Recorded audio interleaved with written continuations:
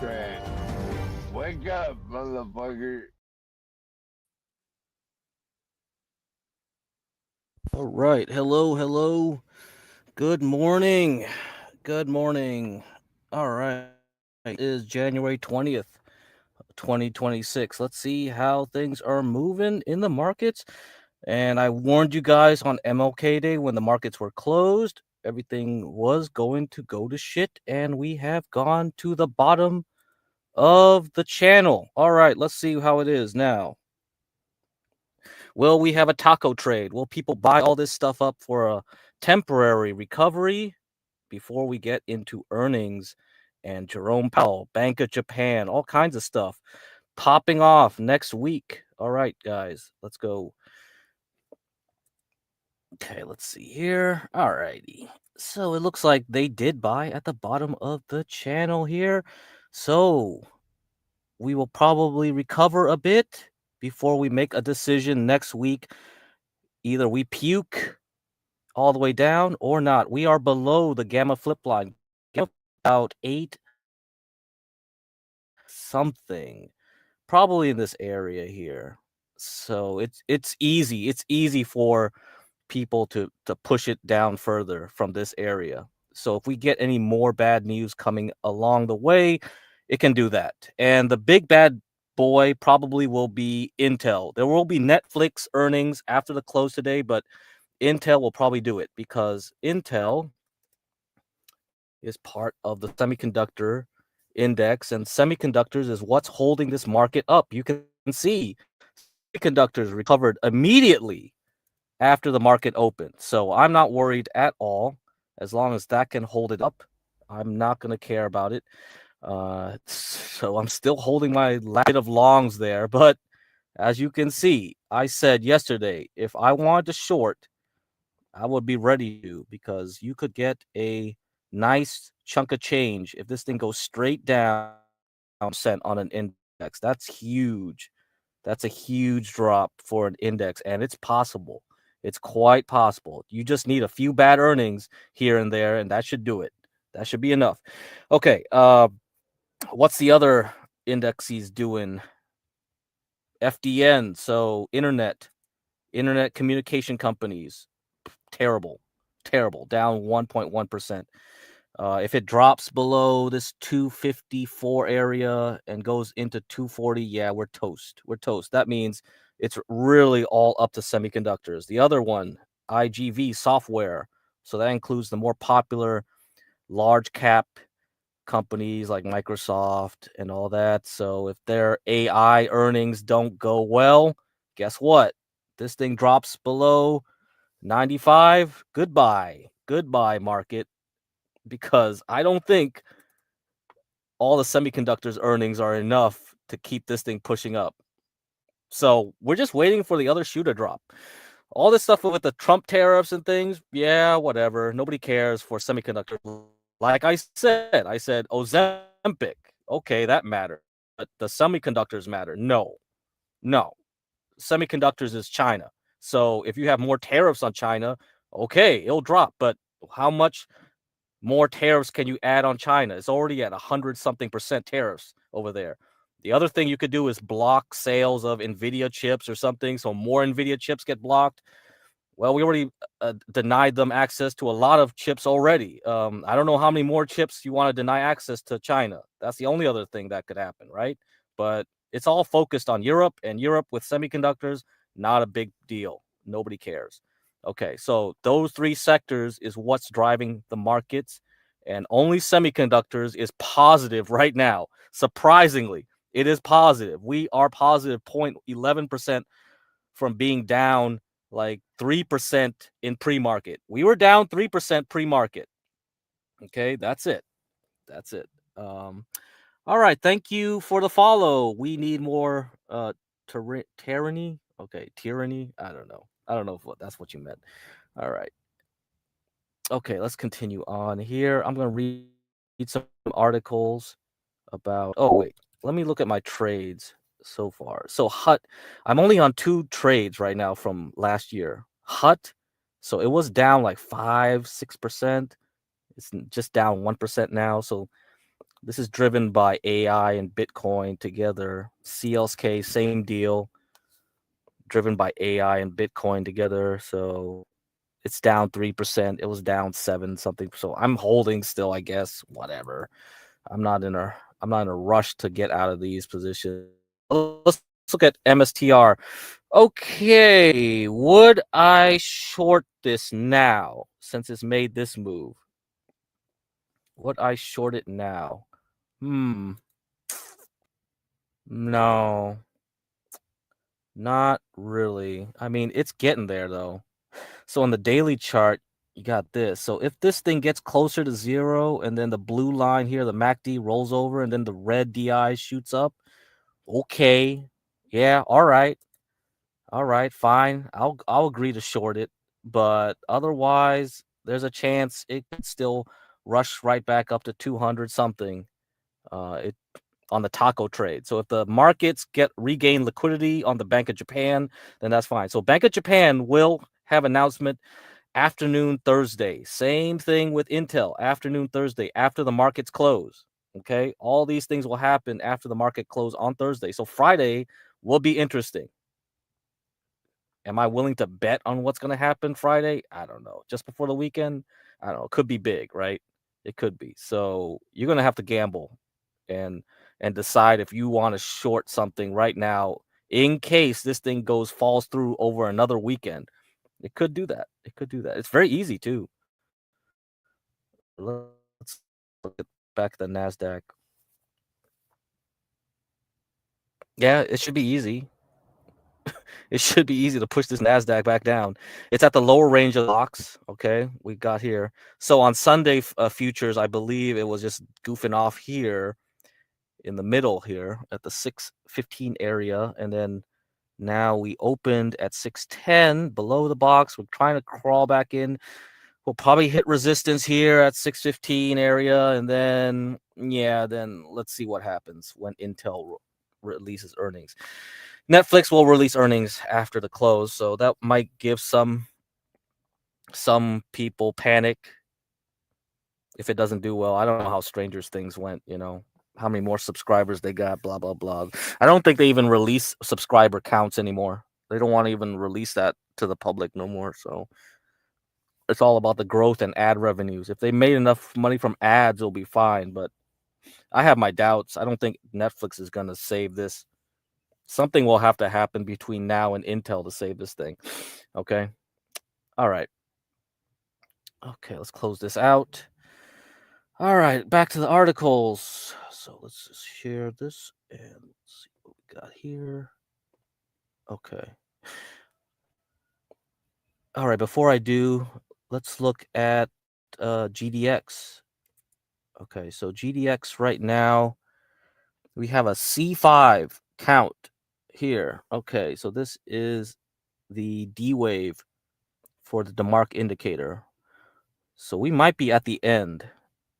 All right, so this matches a bottom made in around 2016 on gold miners. All right, so we could be at a major top pretty soon. GDX index at 5%. So gold miners doing pretty well. We have here, and we have a 13 on the sequential. So we could be at a top. I don't know. For sure, we will take a break. So once you hit a 9, you complete a 9 count. That was done last week. So these are weekly bars here. This is long term. We'll take a break. So this is what happens after the 9. We just take a break, a breather, and we pull back a little bit before continuing on. So that could happen. We could just take a break for a few weeks. So 1 month break before we continue on to 5,000 on gold. That's possible. So I would be watching very carefully how it moves in the next coming weeks. But this would be a good time to sell some more gold mining stocks, build up your cash. We need the cash to buy small caps in the coming days, all right? In the coming weeks. If we see anything interesting, that's where I'm rotating my money towards. So this has been a good run. This has been a nice run since 2023. I was telling people to buy up gold miners, all that stuff, silver. anything like that in 2023 into 2024, and we've hit our targets. Everything has been completed. I don't know how greedy you want to be. I don't know if you assume silver will continue to go up. Let's look at silver itself. Let's see how the weekly chart looks so far. It's also at a C5. Yeah. Well, yeah, okay. That's about it. All right, close that out. Let's see. Let's talk about the yen. The yen is my worry. The yen is my worry so far. All right. Oh yeah, let me do this too. Let me show you the cycle chart here. Let me do the cycle chart for you guys. All right. And before I read the articles, let me kick up some background music. All right. Okay. All right. Load this sucker up.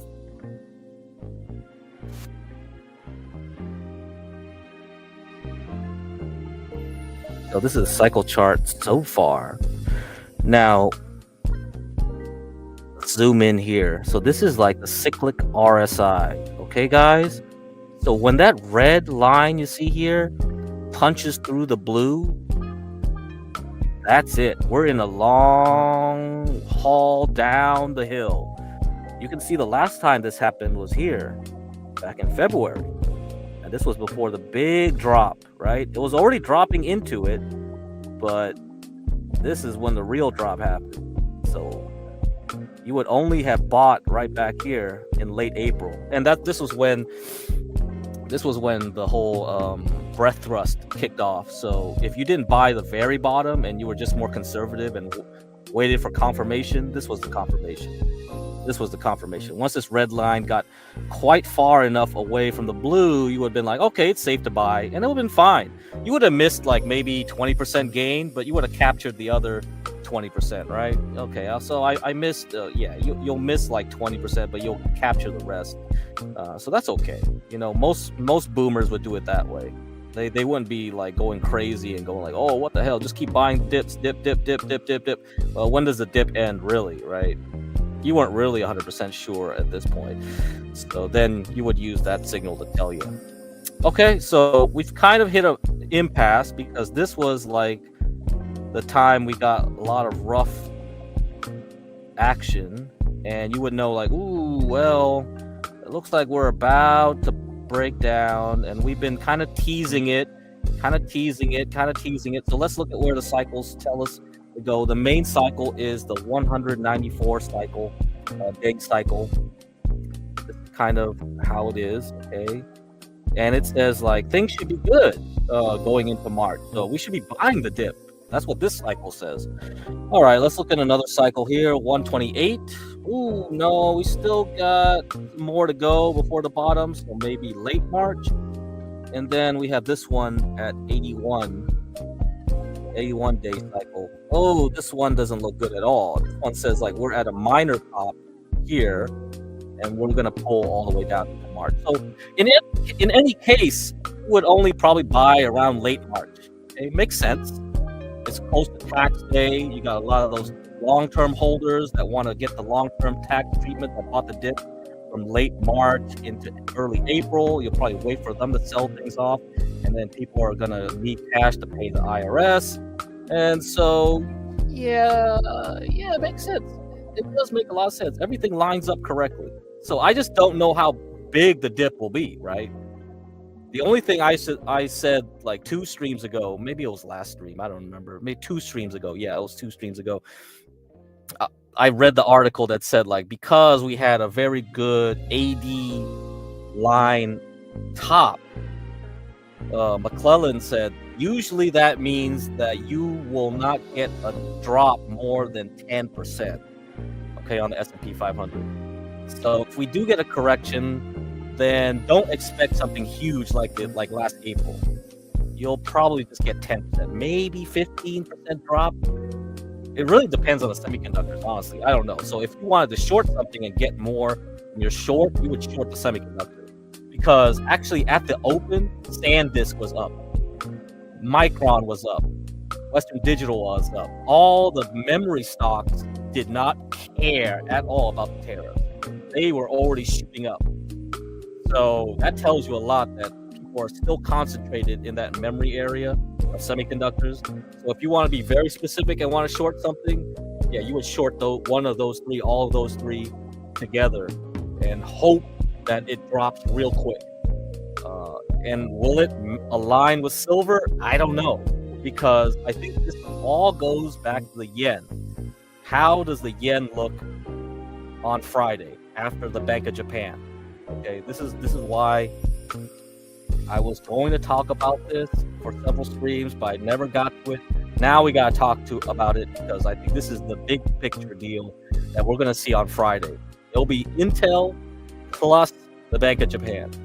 So that's the only thing standing between us and the earnings next week, and Jerome Powell talking next week, and maybe some Supreme Court stuff.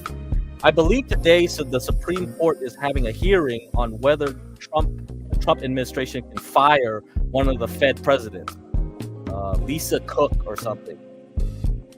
And I think it's symbolic. If the Supreme Court allows the president to fire her, it kind of says like, hey, bro, like the president is putting more of his fingers into the Fed and trying to control the Fed more. So by the time May rolls around, you'll see more influence from Trump into the Fed, and you'll have lower and lower interest rates probably very quickly. If that's the case, the Bank of Japan is in a pickle, and that might cause more panic in the market, okay, because of the yen carry trade unwind. So we'll talk about that as we move to the article here. That's what I'll read. And so let's see how it happens in May. So we think, the markets will get happier in May, according to this. So, maybe that's what we'll see. All right, guys. So take a screenshot of that. You can take that with you. Just remember, we might be at a local top.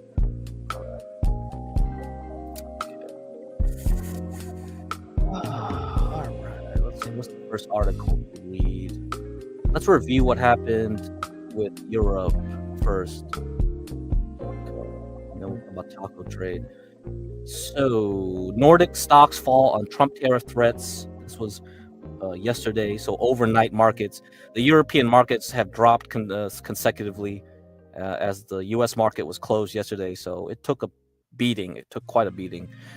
Nordic equity markets fell after the U.S. threatened new tariffs on European countries, which opposed its claim on Greenland. Danish stocks led the declines as investors assessed its exposure to potential trade escalation. Defense stocks and safe haven sectors outperformed the broader market. Okay, so you can see that there. We have from oh my god. So this is European style. So I guess that's January 2nd up until January 16th. Okay, so this is from basically New Year's performance. So yeah, it looked like European stocks actually did quite well since New Year's compared to U.S. stocks. And all those gains got chopped in half or more by now. Yeah, it's like the move came after U.S. President Donald Trump said the U.S. would impose new tariffs on European countries' imports unless they acquiesce to a change in control of Greenland. Trump said that Denmark, which has sovereignty over Greenland, will face a 10% tariff on goods exported to the U.S. starting February 1st. The same 10% levy would apply to Norway, Sweden, France, Germany, and the United Kingdom, the Netherlands, and Finland, with the rate set to rise to 25% in June if no agreement is reached. So we talked about this on yesterday's stream, already. The events of early 2026 around Greenland and Venezuela, among others, are best described as a systematic geopolitical tipping point that seriously weakens Europe, including Ukraine's position vis-a-vis the United States, Russia, and China, says Robert Bergquist, senior economist at SEB. Higher tariffs from the U.S. and Europe are destructive or a destructive way forward.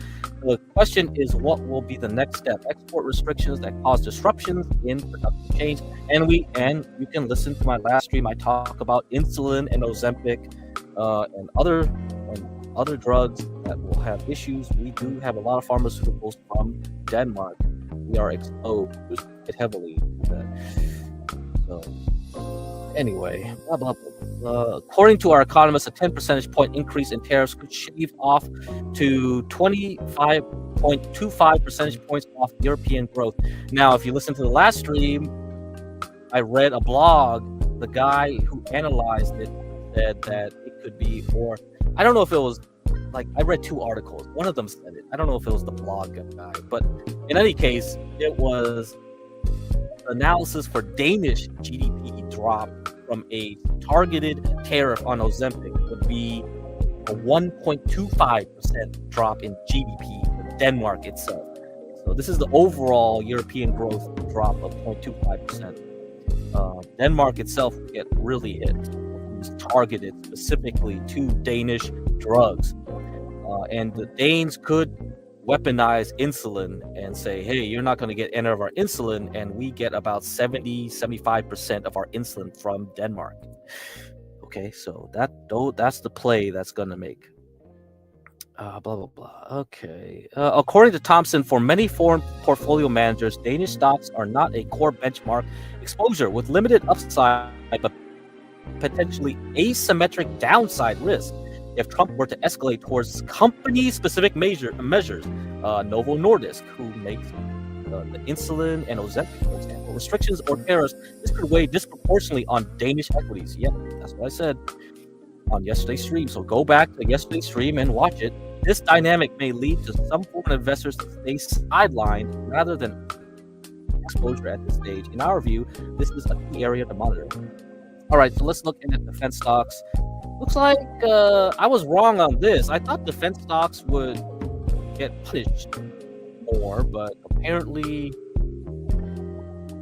they don't care. Maybe they think we're going to attack Greenland militarily, so European defense stocks would do well. So it looks like they moved up. Sweden's Saab gained 4.8%. Norway's Kronsberg Gruppen 1.7% higher. Defensive sectors like telecommunications and insurance companies also showed resilience. Yeah, no crap, whatever. They don't care about tariffs, so what? Who cares about that? Neither the dollar nor the euro would likely function as reliable safe havens in this scenario, leaving precious metals and possibly the yen as the primary beneficiaries. Oh, if everyone's going to the yen, big mistake. Big mistake. Well, gold and silver make sense, but the yen? This is my question. We had a unwind of the yen 2 years ago in 2024, and at that time, silver and gold weren't really doing much. They didn't really care what happened to the yen. But this time around, gold and silver is quite huge in terms of market cap. They've had a big run up. So if we have the same scenario play out in 2024 with silver and gold being the leaders, what would happen this time around? Did people hide from the yen or hide in silver and gold? Is that safe enough to protect them if the yen starts dropping? I wonder. Maybe not. Maybe not. You know? Maybe the guys are getting cheap loans from the Bank of Japan to buy gold and silver, helping it push up. If that's the case, then the yen might screw up the gold and silver trade temporarily in the coming months. This is what I'm wondering. This is bad, right? Because this is why we have financial crisis. People are borrowing money to trade. So if they're artificially pumping up silver, gold, and semiconductor stocks like Micron, SanDisk, and Western Digital, those memory stocks, and, well, it's quite easy for it all to collapse in a house of cards, right? This is why we got to worry about this stuff. Okay, so the taco trade, let me review it to you. The taco trade is essentially this. Every time Trump says something to crash the markets, you just buy, and it will revert because Trump always chickens out. That is the taco trade. So reminding you of that. That is the taco trade. And it usually works. Okay, this is why April works. Everyone, all the liberals screaming about Trump this, Trump that. It's like, dude, he just unwinds it after. He just uses this as a bargaining chip. So he always, quote unquote, chickens out. That's the trade. All right. Let me see. Should I read about Jamie Dimon. I haven't read that article. I didn't think it was important. Okay, let me read this one first. More Greenland stuff. Okay, here are the European exporters most exposed if Trump Greenland tariffs kick in. All right. Who cares about that summary? We already know that. We know that. Let's look at the auto companies. So European car giants, which were hit hard by Trump's back and forth trade policies last year, are considered to be highly exposed once again. The automotive sector is widely regarded as acutely vulnerable to levies, particularly given the high globalization of supply chains and the heavy reliance on manufacturing operations across North America. So Volkswagen, BMW, and Mercedes-Benz are all trading more than 2.5% lower on Monday morning, and Stellantis, last seen down around 2.1%. I believe Stellantis bought Diamond Chrysler way back when, during the great financial crisis. Okay, so Mohit Kumar, chief European economist at Jefferies, said Trump's tariffs clearly represent a negative development for Germany's economic outlook, a country traditionally seen as Europe's growth engine.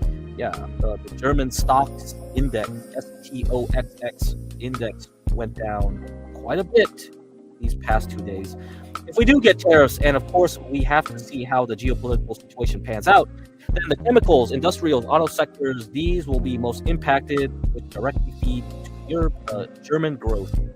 Of the 8 European countries threatened by Trump's Greenland tariffs, Germany by far enjoys the greatest trade surplus with the United States, followed by France and the UK, according to data from Eurostat, the EU Statistical Office. The other thing would be luxury stocks.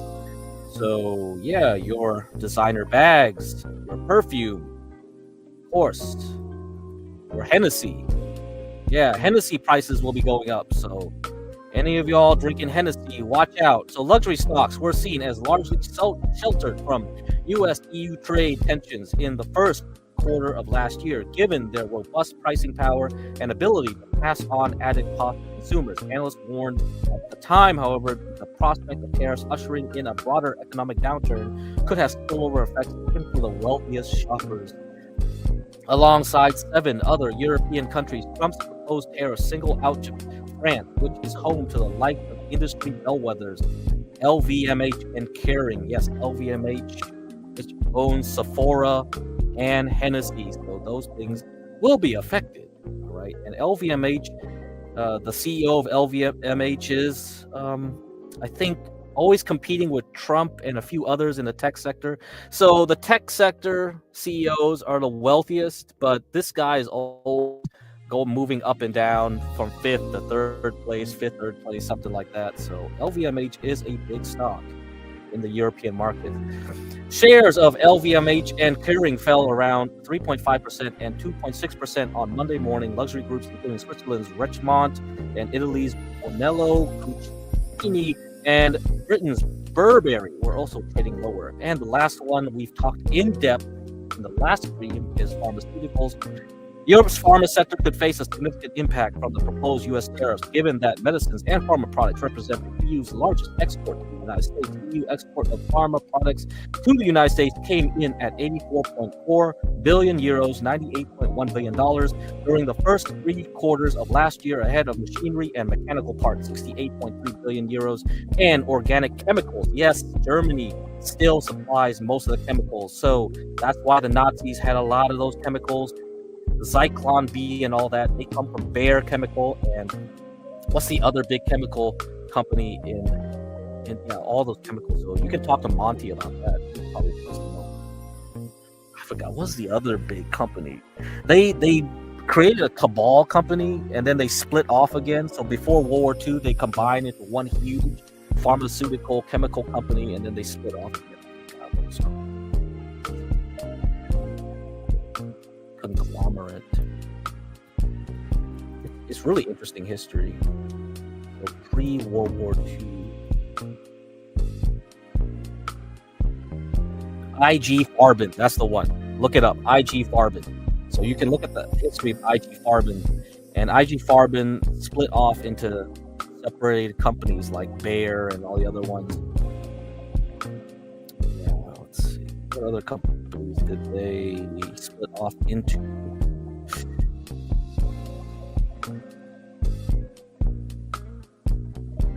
Let's see.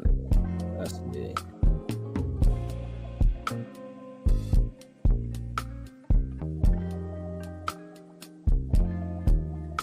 A lot of those pieces went to Dow Chemical. Okay, what other places have we went into?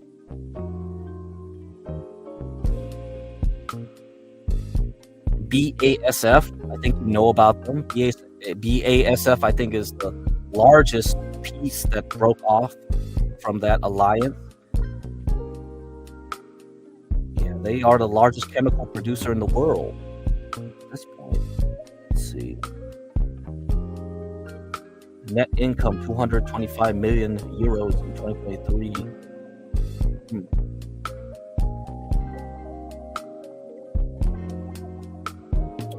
BASF is acronym for Badische Aniline und Soda Fabrik, German for Baden, Aniline and Soda Factory. Fascinating. Sulfuric acid, ammonia. What kind of chemical weapons did they make? Yeah, Zyklon B. Yeah, of course, the famous one.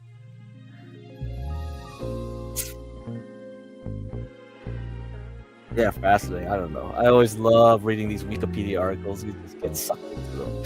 All right, sorry guys. Let me continue on. All right. Yeah, BASF is huge. Yep, that's right. Okay, Ben, just listen. This is all because of Greenland. Yes, correct. Trump wants Greenland. We need Greenland, man. We want to take over the Western Hemisphere. Yeah. So the last stream, I went over why, basically. This is why. See that? You see the Western Hemisphere right now?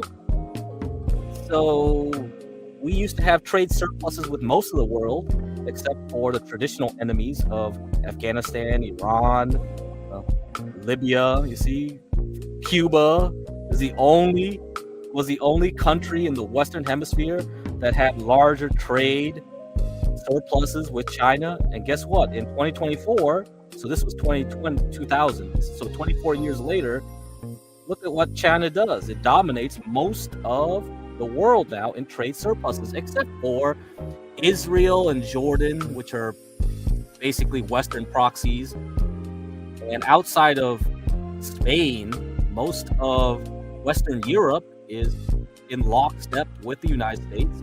And if you look at the Western Hemisphere here, you got most of Southern America now pivoting towards China. Even Panama is pivoting towards China.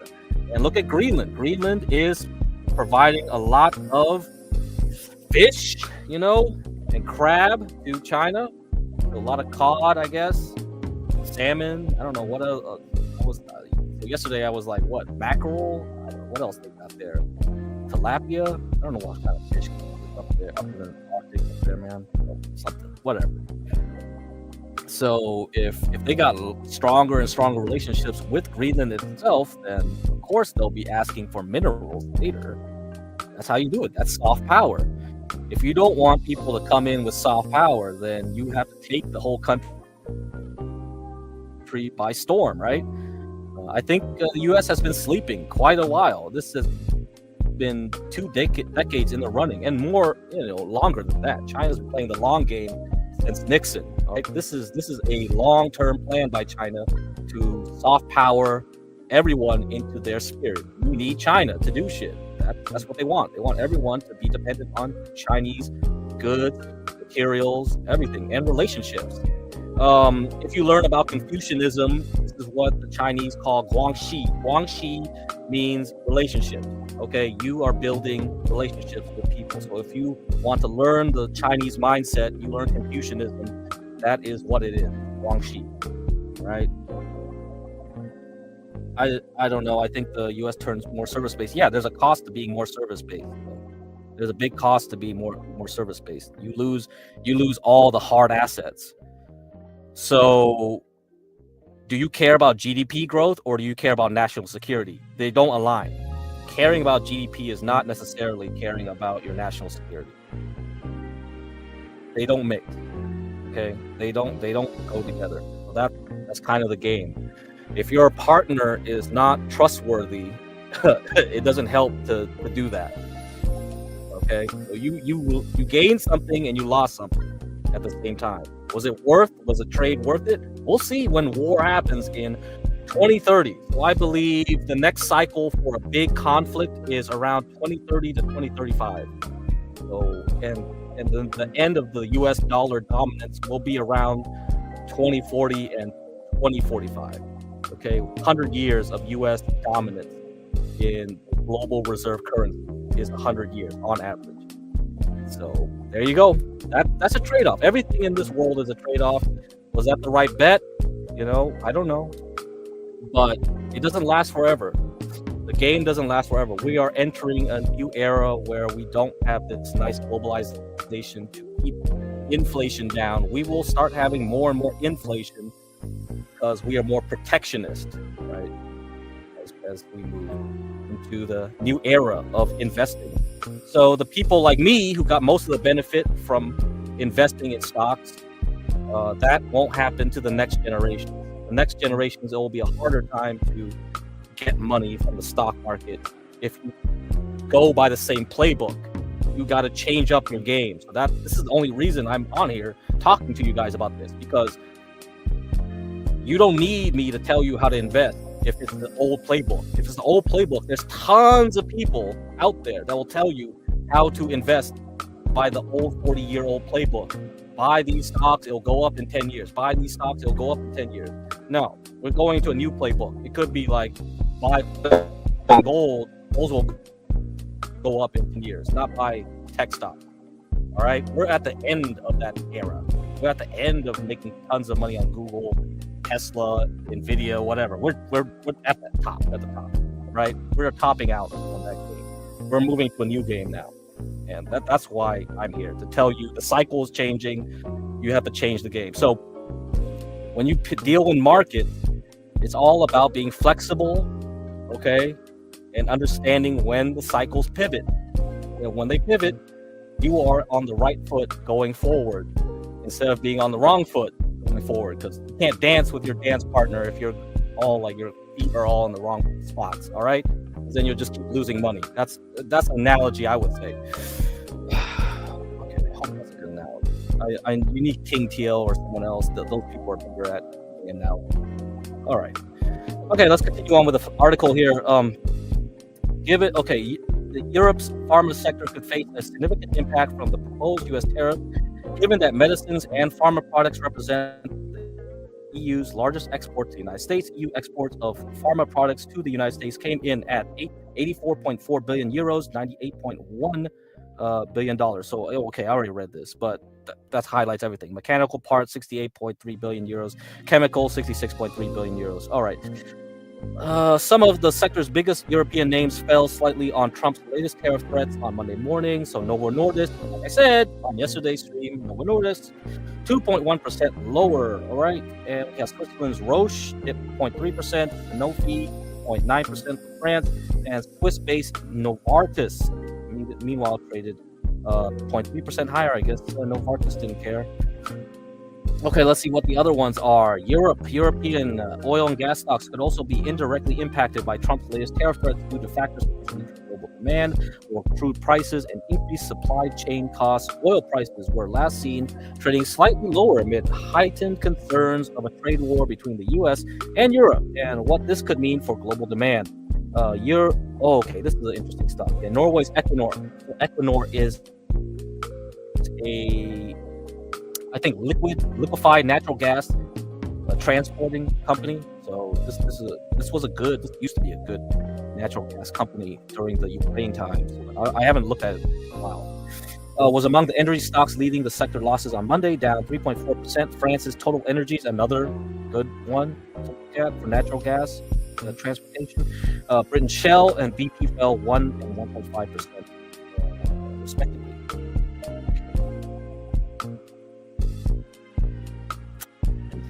To read. Ozan Oh my God, what is this Turkish name? Okay, Ozan Ozkural, founder and managing partner at Ponto Capital, said Trump's latest tariff threats should not have been unexpected, warning of a broad impact for European sectors. Welcome to 2026. I think this is going to be the sort of year that we are going to talk a lot more of what it means not to have the U.S. play ball with the traditional allies. It's going to have an impact on oil prices, commodity prices, equity markets, debt markets, private credit, you name it. We have it. All right, whatever. That was a dumb quote right there. Okay, so let's look at the economic calendar. On Thursday morning, so 7 a.m. Pacific my time, which is about 30 minutes after Eastern, after the opening bell, so 10 a.m. Eastern, 30 minutes after the opening bell, the core PCE price index. I wonder why is it? Usually it's like half an hour before. Why is this released 30 minutes after? Is this correct? Should be correct. UTC -8. We haven't hit the daylight savings. So yeah, this is right. Hey, all right. So 30 minutes after the close, we will have core PCE numbers, delayed numbers from October and November. So this is not even up to date. These are the numbers from shutdown that have yet to be released. So these are, I don't know how it will affect the markets before Intel, but maybe it'll do something. Who knows? And then the real big daddy is we'll have Bank of Japan releasing its interest rate decision at 7 p.m. my time, so 10 p.m. Eastern. All right. That's well after Intel reports its earnings, after the closing bell. All right. So that's it. That's what we're waiting for. Okay, let's go on, continue. Now we can talk about Bank of Japan. Change up the music. So Citigroup sees risk of 3 Bank of Japan rate hike in 2026 on weak yen. All right. That's no good. That's no good. The Bank of Japan will potentially raise interest rates 3 times this year to double the current level if the yen's weakness persists. Right now, the yen has been quite weak. It is at the same level as it was before the big carry trade unwind in July of 2024, which is around 150 yen for a dollar. So that's the 150 yen per dollar. Okay, should the dollar rise above 160 yen for the dollar, the central bank is likely to lift the overnight call rate by 0.25 percentage point to 1% in April, Akira Hoshino said in an interview.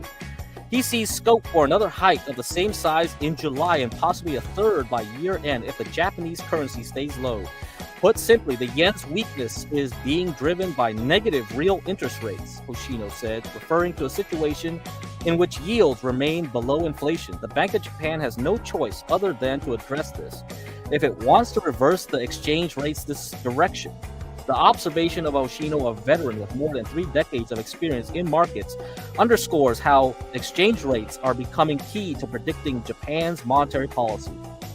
Bank of Japan officials are paying increasing attention to the yen's potential impact on inflation as consumers grow frustrated with rising prices.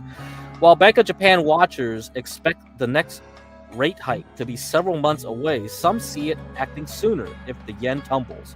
Economists surveyed by Bloomberg are predicting one hike every 6 months, with most suggesting the next will take place in July. Traders are betting on one rate increase by July and see a 90% chance of another by December, according to pricing in the swaps market. For now, Hoshino expects the yen will move in a range of a little below 150 and 165 per dollar this year. Japan's currency traded at 158.2 on Tuesday's morning in Tokyo after reaching a 18th-month low of 159.45 cents. Okay. Japan institutions are likely to consider moving investments from abroad into fixed income assets back home. Uh-oh. That's not good. So if the Japanese are pulling out of foreign markets, that adds less buffer to the U.S. So that means U.S. bonds and U.S. stocks, both equities and bonds, will be affected. And also, I don't know about silver, right? How many of these Japanese are invested in silver right now who are ready to cash out in case this happens? Okay, blah, blah, blah. If key interest rates such as 10-year bond yields start to exceed inflation, according to Hoshino, that would be a plus for Citigroup's traders and salespeople in Tokyo who can play a role in the repatriation. So if you look at silver and gold prices in US dollars, we're not looking at it in yen terms. So that means if these Japanese investors are investing in gold and silver in other currencies, meaning they bought gold and silver in Switzerland, they bought gold and silver in the US market, and they want to pull out because they want to buy their gold and silver back in yen terms, then they will do that. So they will buy back the silver and gold, but in yen, not in silver. So that's the problem when you have paper gold and paper silver, right? See, these people are not 100% physical, if they even are physical. These traders are trading futures and paper. All that's it. So this is the reason why. So you'll probably see the futures market go crazy. You'll see the silver drop like a rock and then recover real fast. So if you're good at this, you can trade it. You can trade it round trip. So silver drops from 80, 90, 100 per troy ounce in US dollars, drops like a rock, back to 40 and 50. You buy it back up and it recovers back up. That would be an awesome trade. I don't know. I'm just speculating here. But any type of liquidity crunch, great for trading. Not great for investing, but great for trading. So watch out. If this happens this year, then you should do that. That's what I would do. Okay, let's see, blah, blah, blah. Even if investors want to bring money back to Japan, there haven't been many products to invest that in. That's precisely why the weak yen has been so persistent. Hoshino assumed his current role in March, more than 5 years after joining the firm's local securities subsidiary as head of foreign exchange. The markets division generated about a quarter of New York-based Citigroup's revenue last year. Hoshino said he has made strengthening coordination between his team and the investment banking group a priority to seize on opportunities created by Japan's deal-making boom. He wants some of his staff to join investment bankers during initial discussions with clients to talk about the best way for them to raise money when doing deals. Our goal is to better match supply and demand from as early a stage in a transaction as possible. That allows the investment banking team to offer the most effective financing solutions to clients. And that last part, I think, speaks to people like Warren Buffett, who was one of the early people who shifted his money into Japanese banks. So a lot of Japanese banking firms have done quite well in the Japanese stock market, and that should continue. So if you're looking for some long-term investment outside the United States, Japanese banks have been one of the places the big boys have been going into. One of them being SoftBank. SoftBank actually went up 400% at the end of last year before dropping like 50% of it. So that investment bank put a lot of money into AI stocks and memory. So it was a big beneficiary of investment in Japan and the broader Asian market as well. Japanese banks also put a lot of investment throughout East Asia and Southeast Asia. So if you want to have indirect exposure to the Asian market, I guess Japanese banks would be a way of putting your chips in over there. Okay, anything else? And we'll talk about SoftBank some other time. SoftBank is an interesting story. Okay, next article here. Bank of Japan to signal more rate hikes as yen politics fuel inflation risks. So this was written yesterday. The Bank of Japan is expected to raise its growth forecast on Friday and signal its readiness to hike interest rates further as recent yen falls and prospects of solid wage gains keep policymakers alert to containing inflationary pressures. But Bank of Japan Governor Kazuo Ueda is likely to offer few clues on how soon the central bank could resume rate hikes, a decision complicated by rising bond yields And Prime Minister Shinya Takaishi announcement on Monday to call a snap election in February. Oh my God! So they're gonna have another election cycle already. Oh, great! That's gonna add pain. All right, having just raised interest rates to a 30-year high of 0.75% in December, the central bank is set to keep borrowing costs steady at its two-day policy meeting ending on Friday. Markets will be looking to Ueda's post-meeting press conference for policy signals, particularly focusing on how the Bank of Japan chief reconciles the need to keep unwelcome yen falls at bay while seeking to avoid further rises in bond yields. Takahashi on Monday echoed proposals by rival parties to cut Japan's corruption tax and vowed to end excessively tight fiscal policy, heightening the chance of more spending and tax cuts after the election. Right, so you can read the rest of this yourself. Let me go down to this part. Let's see. Blah blah blah blah blah. Okay, let me go down here. So far, the Bank of Japan has maintained a negative stance towards consecutive rate hikes on concerns over the impact on Japan's financial system and pressure from Takashi's administration and Ayako Fujita, Japan chief economist at JP Morgan Securities, said whether the recent yen depreciation will prompt a change in this stance is a key point to watch. So we read the first article. We already covered that. Concerns over Japan's worsening finances has driven bond yields sharply higher since early November, with the 10-year Japanese government bond yield hitting a 27-year high of 2.3% on Tuesday. So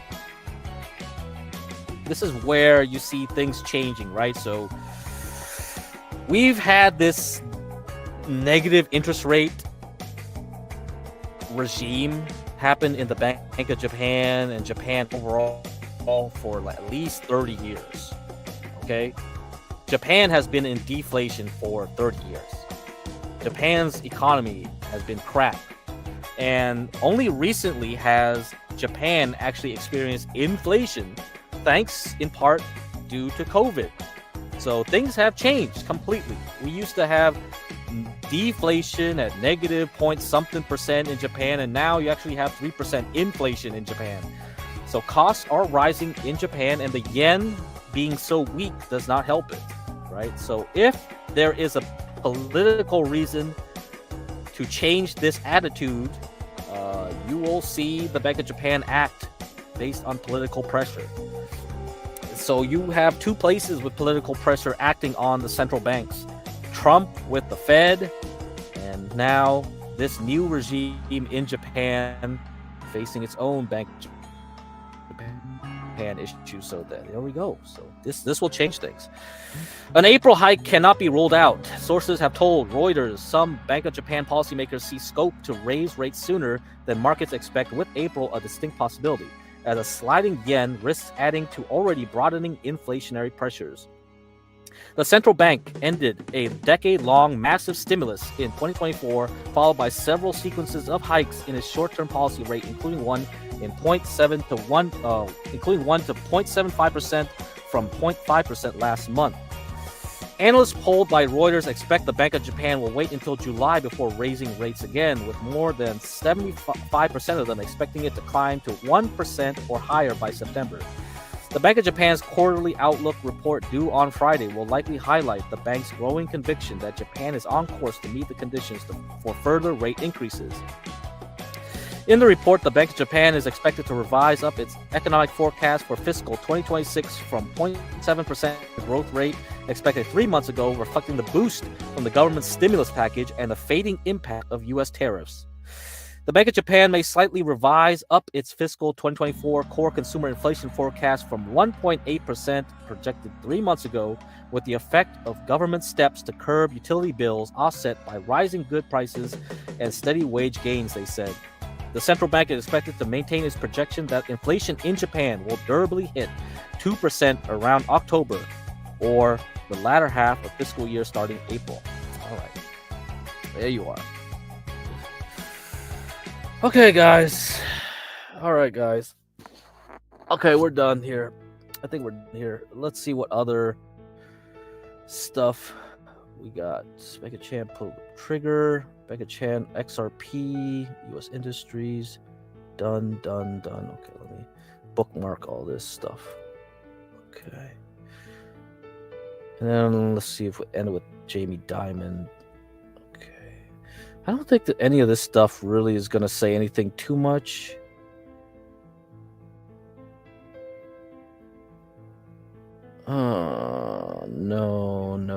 No, I don't care. I don't care about this. All right, let me just read this. USD and Japanese yen, a weak yen, the Bank of Japan, and the carry trade. Bank of Japan officials are increasingly discussing the weak yen as a source of inflation. Their concern is that prolonged yen weakness raises import costs and encourages businesses to pass on those costs to consumers. Bear in mind that Japan imports almost 100% of its energy needs and a large portion of other essential materials and goods. The graph below shows that the yen has depreciated by about 35% over the last 5 years. Moreover, as we discussed shortly, the yen is now approaching the lows of August 2024. That was when the last carry trade unwind happened in June and July. Okay, why do we care? S&P in August of 2024, the S&P 500 fell by slightly over 10% in a matter of days. This was a result of a rapidly strengthening yen. As the yen appreciated, many traders were forced to reverse yen carry trades. Simply put, these traders borrowed cheap money in Japan and invested the money in the US stocks and bonds. The economics of the yen carry trade depends on a weak yen. Thus, when we hear the BoJ express concern about a weak yen, we must remember that the yen carry trade can be powerful. This is not a call to action, but we advise monitoring the BoJ and the yen. Yeah, of course. So I think the real issue here, though, is oil. So if oil prices do start winding up, then I would assume the Bank of Japan will be in even more pressure to raise their interest rates a lot higher. And they've been lucky that oil prices have been depressed so far in the past like 18 months, 2 years. It's been pretty good, pretty tame, because China and in Europe haven't really been consuming as much oil. But that could change. Who knows? There is a growing chorus calling for an economic acceleration and a result surge in corporate earnings. They base their forecasts on easing financial conditions, including lower rates and QE, fiscal stimulus, and the promise of productivity gains from AI. Equity markets appear to embrace this narrative, as many stock factors and sectors that lag mega cap stocks are outperforming the market. This optimism from economists and investors clashes with oil prices. As shown below, crude oil has been in decline for the better part of 4 years and shows no sign of reversing. Historically, sustained economic acceleration has been accompanied by rising energy demand and high. The absence of that positive price response suggests that the growth narrative may be more financial than fundamental. Yeah, no shit. This is all just a monetary phenomenon. This is just CapEx spending. This is just growth. This is why tech stocks have been doing so well. And we will cover which materials, industrial stocks we should be moving into, as well as small caps. So yeah, the tech move is about to be completed, and you're better off going into somewhere else. So let's review what industries have done well in the past week. Okay, it's not communication services, so nobody's moving into those. And we'll hear from Netflix how that does. This consumer discretionary, nope, it's not here either. They've been down a week.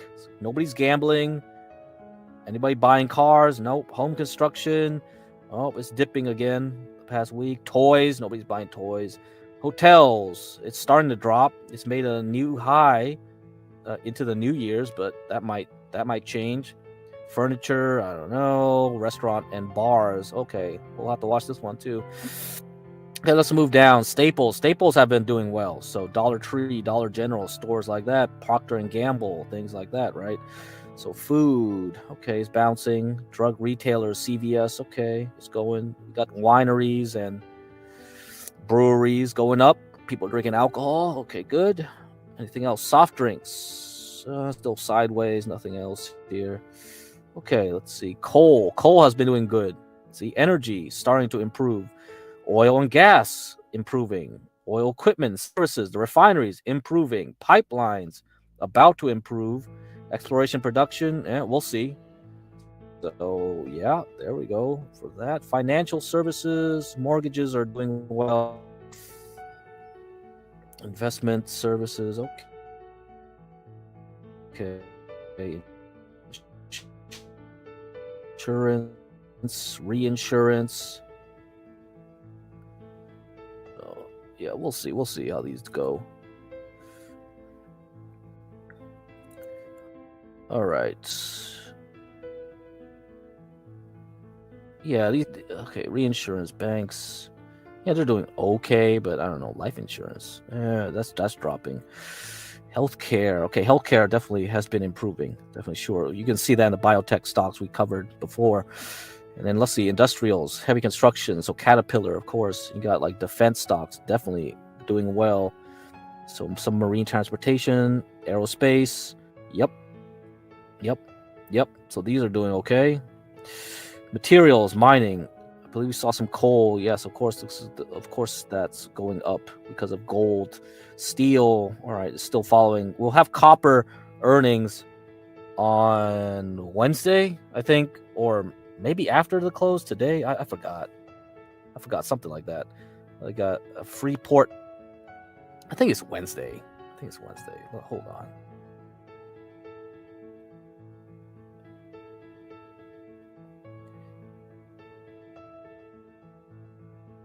Oh, Thursday before the market opens. So it's Thursday. Okay, Thursday. So we'll see how copper does then. Copper miners does then. We'll see how that goes. Okay, but they've been doing pretty well. You see the non-ferrous metals. All right, specialty chemicals doing well. REITs, real estate. Yeah, they're improving. People are moving into real estate too. So they do expect interest rates to go down significantly if they're moving there. Technology. Yeah, okay, that's fine. Semiconductors. Yeah. So this is the area we have to pay attention to, semiconductors here. If it's weakening anymore, then it'll be a problem. And utilities, outside of some utility companies, like you see this one. Let's see, which ones have been doing well? Hawaiian Electric. That's the only big utility I've been in. Hawaiian Electric. It got a nice favorable court case after the Hawaiian fires. So okay, outside of that, anything? I think I saw some of them go up, right? Next era. Yeah, kind of. Portland General Electric. Yeah, that one's been doing good.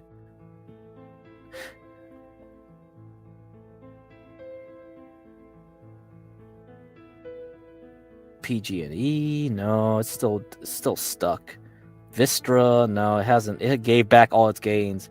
Constellation Energy, so the nuclear, like natural gas ones, yeah, it gave up all its gains. No, so they were kind of looking like they were going to go up again, but yeah, they pulled back.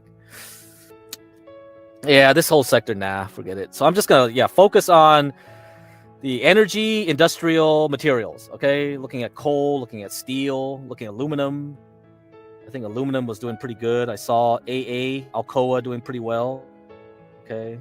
Coal is too volatile for me, though. I don't really like playing in coal by itself. I don't have a pulse on that one. But let me see how the aluminum fared. I think it was in... Yeah, it should be in steel. Did they put in the steel section? Put AA in the steel section? I guess not. Let's see. Oh, this one's a small cap. Ew. No, I don't care about that. Worthington Steel up 7.5%. Okay, good. Vale, okay, up 5%. So this is for a week. CLF. Okay, it's kind of improving. This is gold mining, right? Or do they do a little gold mining? I forgot if Nucor did a little bit of gold mining and silver mining. A lot of these companies do a lot of like multiple sets of mining. So gold miners will do some silver mining because like it's from the same area. So when you mine one part, you'll get other things, other metals with it. So okay, Vale. All right. So where do they put non-ferrous metals? It's in this one. So this is the uranium. Okay. Okay. How should I look at uranium? LEU. And then you had Denison Mines. How's that one going? Oh, yeah. The uranium after New Year's it started pumping. So it's still pumping pretty good. UwU. Yeah. That one definitely is pumping. Lithium. Yeah, we got to look at lithium. Yeah, lithium was kind of following. So FCX is the one with the earnings. You see this one? So it went from 40 to 60 from basically Thanksgiving. So that one's going to have earnings Thursday morning, okay, before the market opens. So I'll be watching that one, see how that plays out. So that's a big copper miner. I don't know. I guess they didn't put like AA on here. So Alcoa is one of those charts that look good too. Here, I'll put it up for you. See that? Same thing. It was from since Thanksgiving essentially, and it's moved up. So this went from 34 up to 61. So let's see if this holds. Okay, let's see if that holds. Let's do a long-term chart. Let's do a long-term chart here. So the last high was about 94. Okay, and it just goes up and down, and this was since COVID. So you had this huge push from COVID up.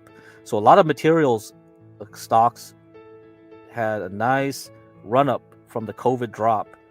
And now we pulled back, all right, into 2023 with the interest rates. And now we're back up here again. So is it ready to break out and go a lot higher?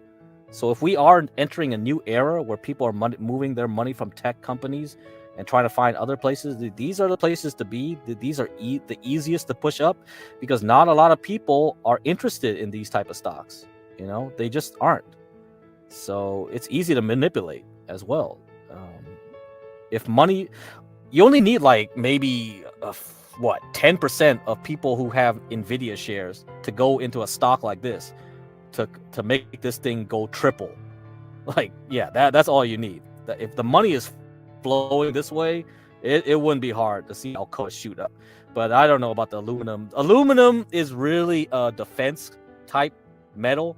So if you see aluminum prices shoot up, that means a lot of people need to make weapons.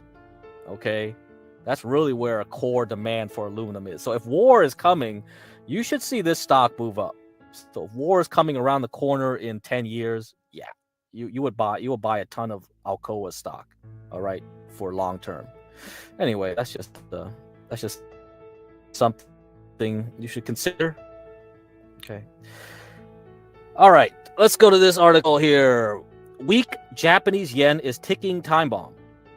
The Japanese yen is too weak, meaning the gap between the currency spot rate and what is consistent with Japan's economic fundamentals will likely narrow in the coming years. So this was written last year, I believe, December 4th. Yeah. That amplifies risks of a sudden unwind of the yen carry trade.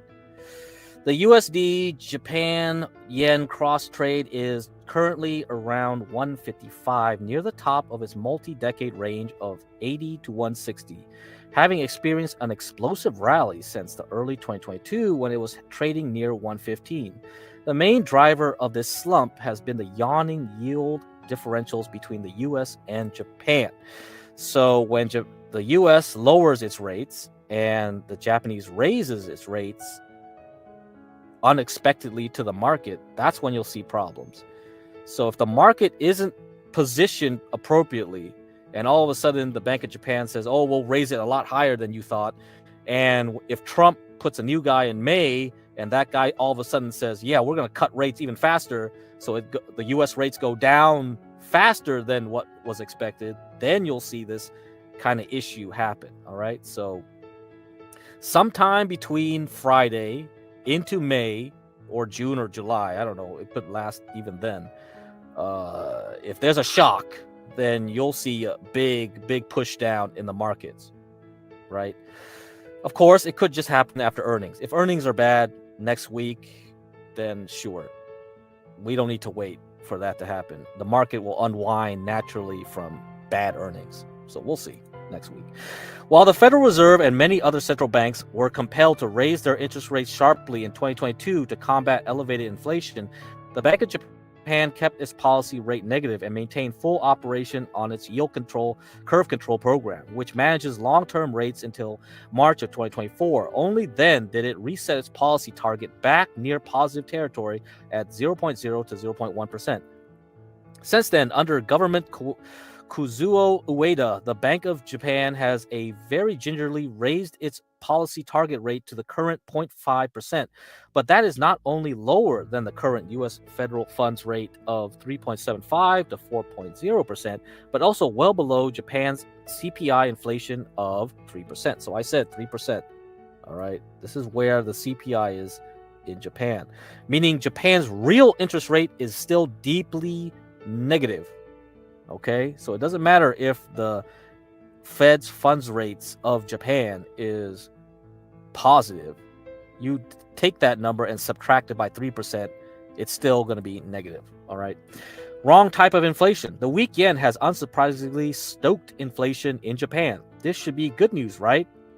For a quarter century, so 25 years, Japan fought against deflation that's what I said, with all sorts of unconventional monetary tools. It was the Bank of Japan that invented ZIRP, NERP, QE, and YCC. So all these fun little tools that even we used, the Fed used during Bernanke's days and Yellen's days, almost all of which other major central banks have imitated and replicated. Yup, maybe one day the Bank of Japan should be awarded the Nobel Prize in Economics.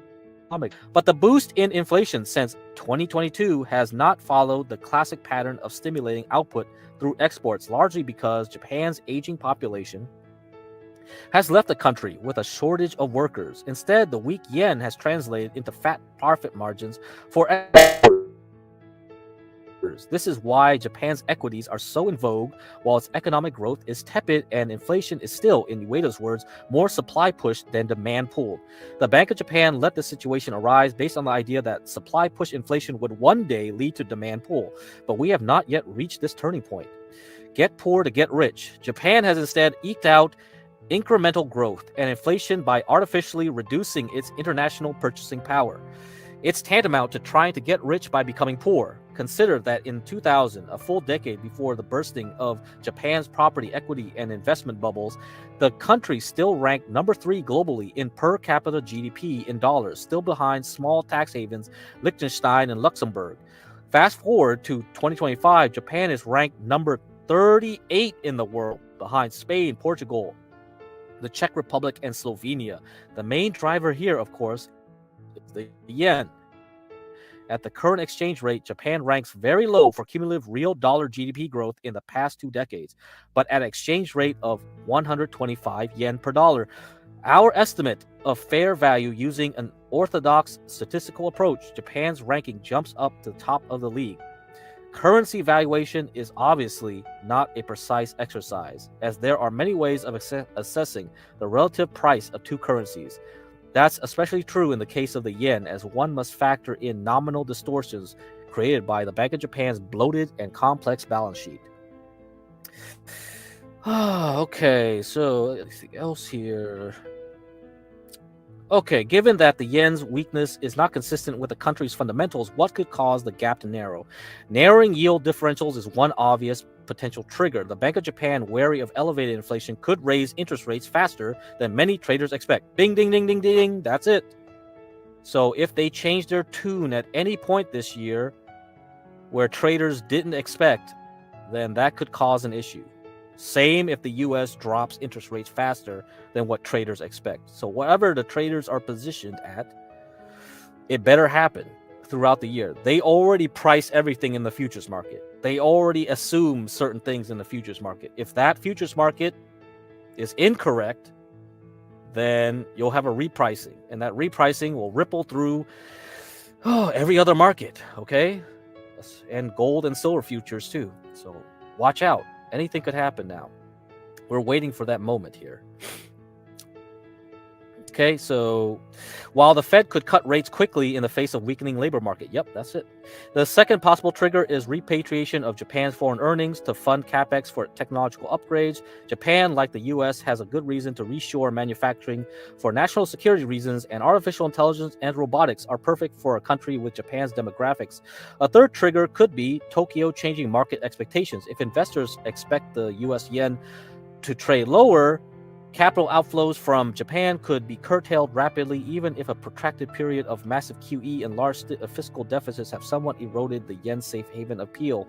Some of us still remember October 7, 1998, when the dollar-yen collapsed from 134 to 120 in one day. The long-term capital management crisis and Russian government debt default were proximate causes, but the huge yen-carried trades were the kindling ready to burn. Okay, you got it, right? This is what we have to watch.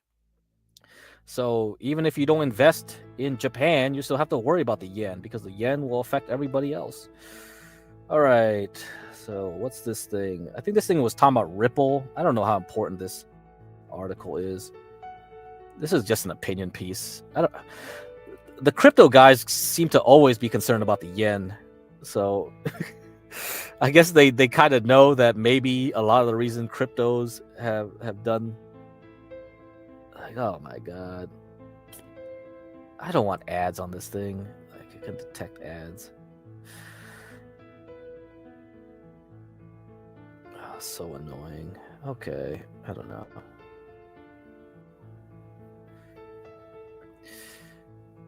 Okay, I don't know. That website's really annoying. It didn't archive correctly, so I probably won't read it. But it's in the description. I don't know if you care about Ripple.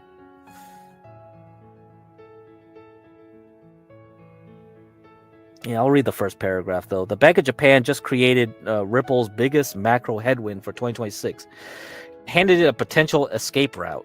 December's 25 basis point hike to 0.75% sent 10-year JGB yields above 2%. So that's the Japanese government bonds. That's what JGB means. For the first time since 1999, immediately pressuring yen-funded yield carry trades that have quietly fueled crypto's liquidity. Yeah, they always keep worrying about that. So these guys are always worried that, like, the yen carry trade is what fuels crypto. And I'm like, well, it could also be fueling the silver bubble right now too, right?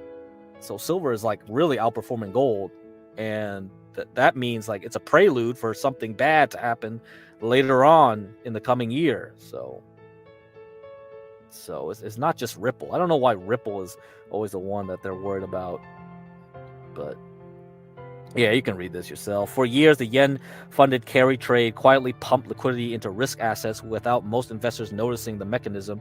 Yeah, we noticed. 2024 should have like been a wake-up call. I don't know why you don't notice that.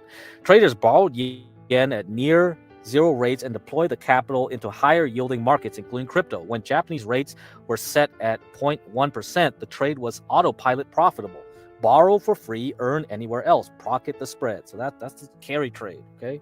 That's the definition of carry trade. So, all right, moving on. So, reading this one, the Bank of Japan just pulled the trigger. Markets brace for carry trade chaos. This was December 19th last year. Well, they actually did it. The Bank of Japan raised its benchmark interest rate by 25 basis points to 0.75% this morning, the highest level in 3 decades. And global markets are now processing what could be the beginning of a major carry trade unwind. Governor Kazuo Ueda didn't sugarcoat it. While the BoJ assured markets that real interest rates are expected to remain at significantly lower levels and that the monetary environment remains accommodative, the message is clear. The era is ending for traders who've gorged themselves on yen funding for years. The party just got a lot more expensive. Okay, so yeah, we know that. Okay, blah, blah, blah, blah. More hikes are coming. Yeah, no crap. We know that. We're going to wait for Friday. Immediate fallout. Bitcoin felt it first. So they're blaming this for Bitcoin falling below 91,000 last year. All right, whatever. Okay. So what comes next? Bank of Japan's careful language about accommodative monetary conditions is designed to prevent panic, but don't be fooled. This is the start of a sustained tightening cycle. Yeah, we'll see on Friday, right? Okay, the paradox is that the Bank of Japan is normalized.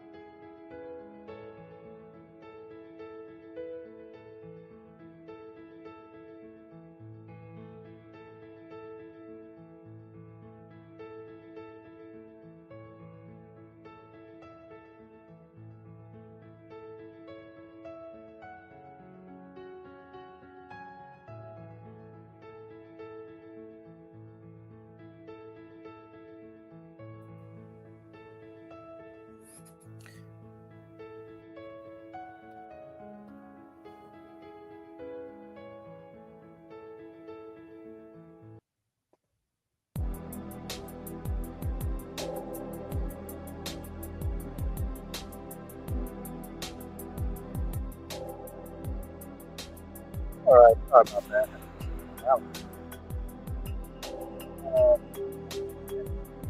Got most of that stuff.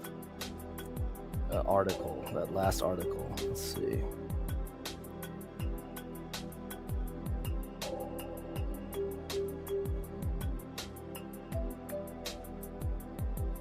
Okay. Yeah, I think you read most of that stuff. All right. Yeah, you can read this yourself, anyhow. So let's see. Blah blah blah. So I read the VIX stuff. Yeah, it's moving up. Smart money saw this coming. CFTC data showed that net short yen positions declining 40% since November as hedge funds repositioned. Those who didn't adjust are now scrambling. All right, so that's what's going on towards the end of last year. All right, so now let me do this tail end article here. This is the last article I'll read. Okay. Jamie Dimon puts JP Morgan in path of his own storm. This was last week, January 13th. Broken records have nothing on the boss of the largest U.S. bank, even as JP Morgan reported better than expected fourth quarter results on Tuesday.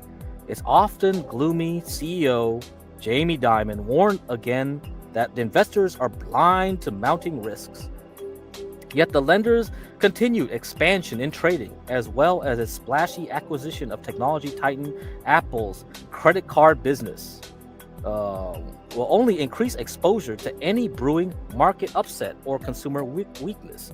The fact that its corporate deal makers are lagging, just as M&A, so mergers and acquisition, is reviving, adds further discord to Diamond's cautious tale. Granted, JP Morgan's fourth quarter results evinced no signs of its boss's prophesied economic woes. Spending on its credit and debit cards rose 7.3% year over year to $512 billion. Lending rose 9%, the bank's fastest pace of expansion since the post-pandemic rebound. Losses on loans in its existing business dropped too. The Apple Card acquisition conferred one blemish. Diamond has snagged a $23 billion portfolio from Goldman Sachs, the card's original operator. The portfolio's quality is reflected in a $2.2 billion provision for losses, a hefty sum that amounts to nearly 10% of the book. Total allowances for losses on JP Morgan's existing credit card business amount to only 6% of its loans. In addition to this rising consumer exposure, the bank is more dependent on the market. Trading-related assets rose 25% in the quarter to just over $800 billion. That's paying off for now. Stock market trading revenue leapt 40% to nearly $2.9 billion. The bank's own measures of risk haven't risen dramatically from a year ago. It's hard to see how a sustained downturn wouldn't impact this revenue, though. Fees from advising on corporate empire building, especially as long doldrums for M&A, left plenty of tie-ups on the table.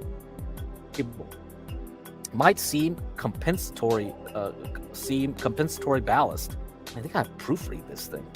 Problem is, revenue from investment banking surprisingly lagged, missing the lender's own forecast from a few weeks ago, and yet to show the uptick from a recent deal-making rebound enjoyed by rivals. That's an area where JP Morgan may have to spend more for talent if it wants to continue to compete. Investors have long praised Diamond's leadership, in part because of the belief that he can see around corners and avoid incoming danger better than other bank CEOs.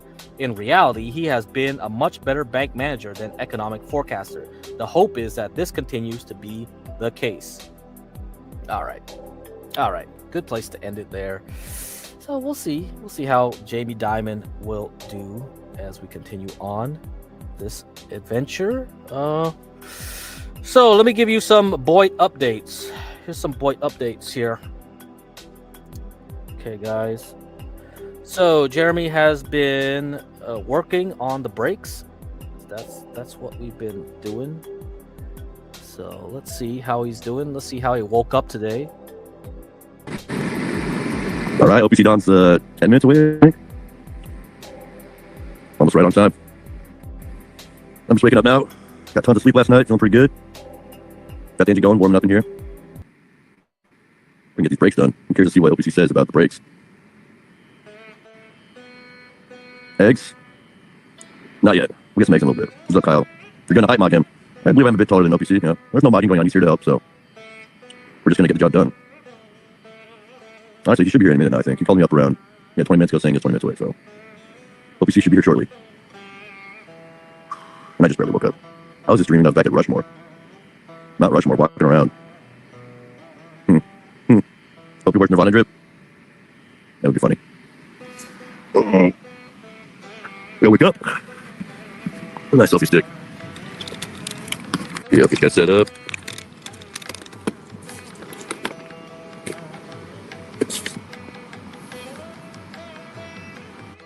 All right. I gotta take a shit.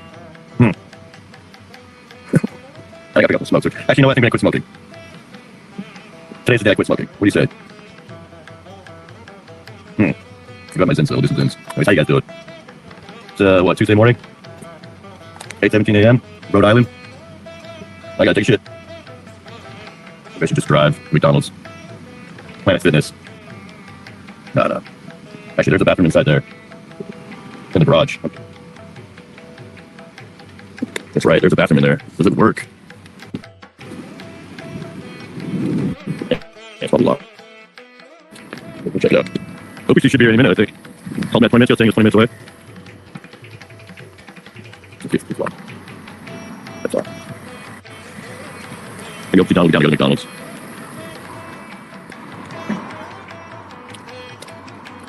Where's my wallet?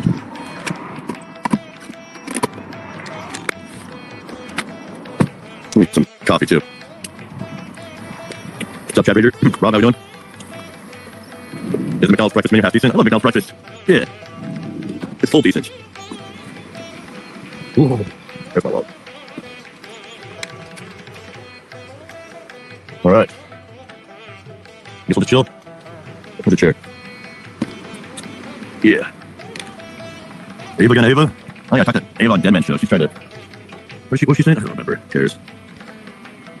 Fun panel last night, Dead Man. I was too tired to stream myself, so I went straight to sleep again. I'm finally back on my normal sleeping schedule. Falling asleep at like 10. Waking up around 8.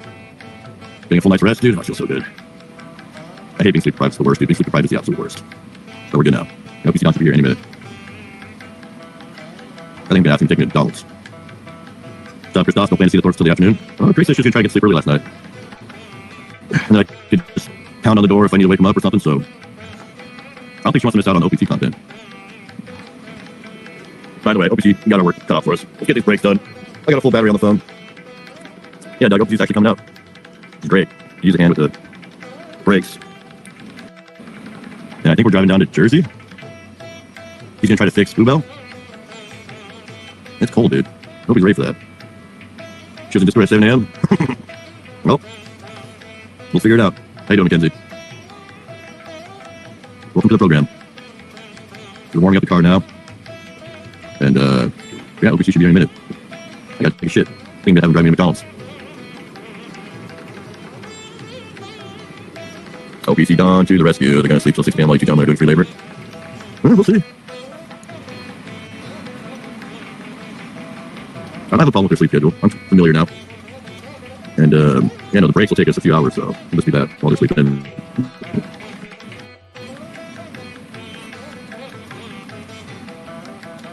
Make some coffee. I think I've got instant coffee. That's right. I got poor man's coffee if I need it. Way out of the cup. Make some iced coffee. He's here. I didn't see you come up, man. Oh. No, he's here, guys. I'm streaming, by the way. He went straight to work. Yeah, sorry, man. I didn't see you. Let me turn off this car because we don't get too much exhaust.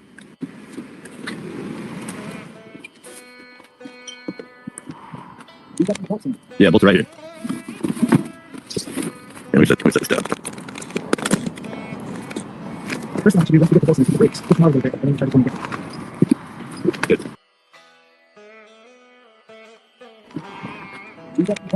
Yeah, bolts are right here. Yeah, let me set this down. First, I have to do is get the bolts and the brakes. Push them out a little bit, and then try to come again. Good. Mercedes. Hey, is it not work or is it still work or what? It is not good. You're supposed to put it up here and think about how good it's you saw I got 2 jacks under it, so I got one for it. I got to get 2 minutes. Man, thanks for coming out.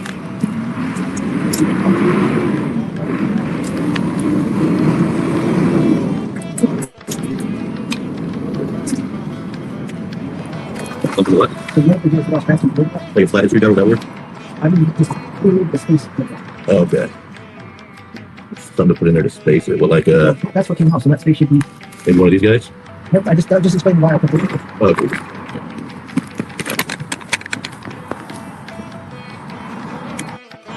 So you guys didn't budge though, did you? Didn't budget? Oh, the pistons? If I put the 2 pads back, it's still tight? Yeah. Okay. So the hammer didn't work at all. You want to get the press? The press? The actual, the rectus tool down to the, special, like it's got an adapter, push both at the same, you gotta push both at the same time. That's the big thing with these level ones. Okay. I'll just go get that tool. Where would we find it? You get AutoZone. You give them a deposit, they give you the toolkit, you bring back the toolkit, they give you back your money. I asked them about renting tools, they said they didn't do it. Which one were you at? CarQuest or the... Almost all the CarQuest. Well, let's go down. There's 2 CarQuest. Let's do it. Cool.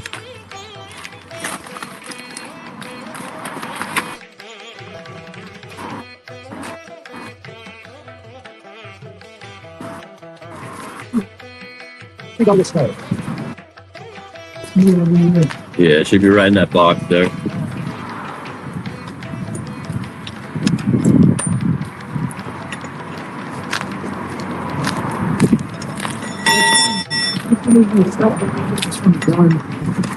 Exactly.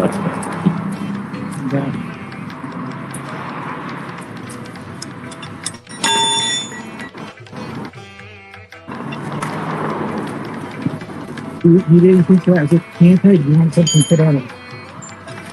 You turn off the fluid to go. What did I use last time? I'd use something to add to it to add to leverage.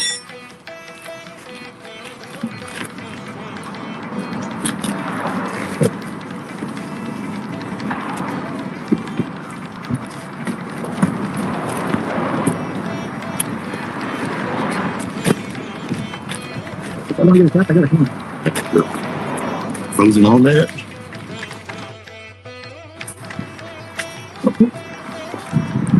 Oh, that came right off.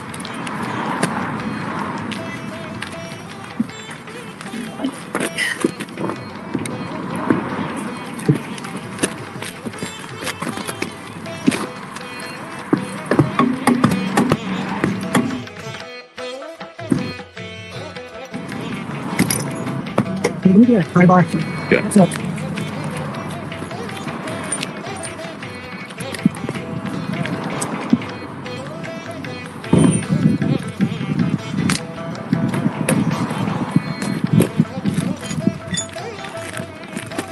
You should get some. You know what anti-seize is? What's that? It's anti-seize. You should get some anti-seize and put it on all these surfaces. It just makes us look. Do this next time. Yeah. You know the goals. Yeah, I got it. Yeah, let's pop this up. Let's go in here.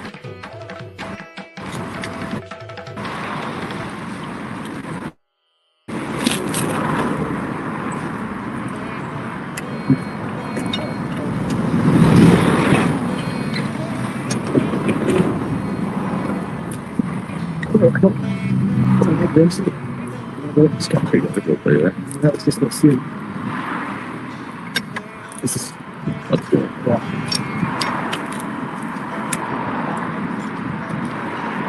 All right, I got a bigger RTN app, so get to Yeah. these are mag ribs. You really got one combo.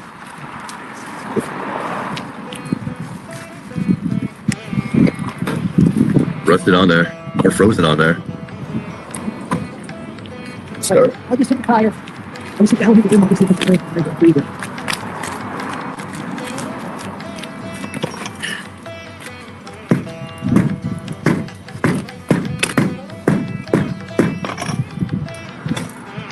I really just.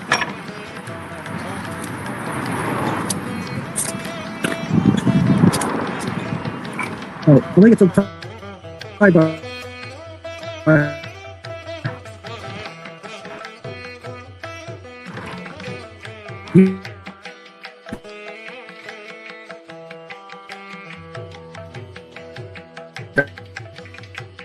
We should only see all this stuff. Alright, so right, so you're always scratching the back. It's like the remote is needed. It's soft. Yeah, it. Yeah, you just get tension on it. You can do it down here. What the fuck?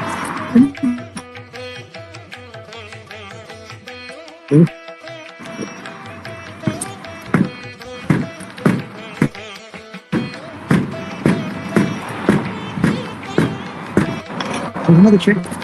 You drop the tire down and steer it. Try to release. Okay. Get it?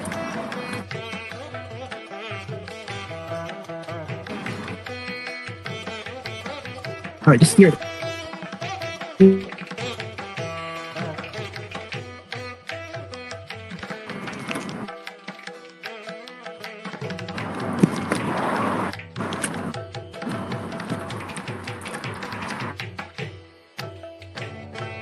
Power steering. You know, power steering. Start it. Oh, you're still okay. Yeah, hold on. Let's do it left. Fine.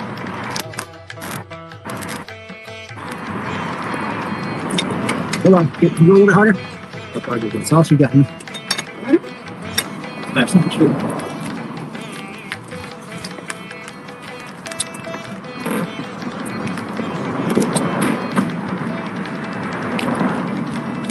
Alright, turn left again. Alright, turn it right. Turn it back to the right.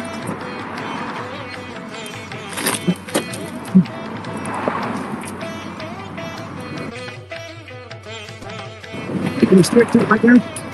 Yeah. So you're pushing against the tire. Give it a...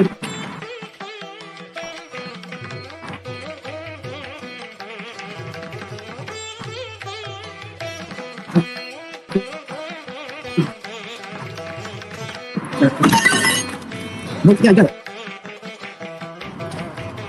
So you're pushing against the tire. All right, so let's replay this. Let's replay So this you're part. pushing against the tire. Give it a...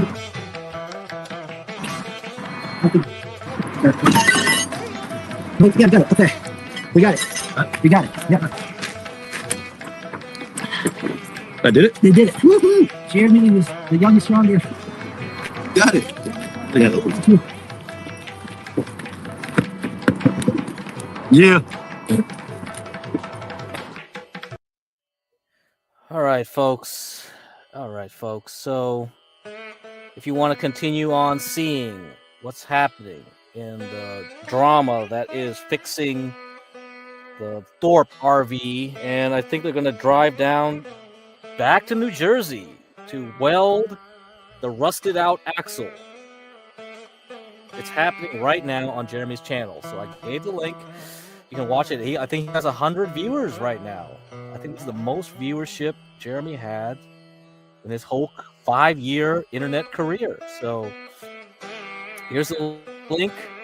All right, guys, fixing Daisy. My 2 trades right now in CLSK and HUT still doing fine, but the market is turning and Bitcoin is trying to make new lows for the day. So watch out how it closes in about 3 hours. Okay, watch out. And I'll be here tomorrow early morning to see how it goes after the Netflix earnings after the close. So we have Netflix to worry about and see how that changes things. All right, guys. I'll see you all tomorrow morning, hopefully. But again, it's all about the Bank of Japan. All right. Later, folks.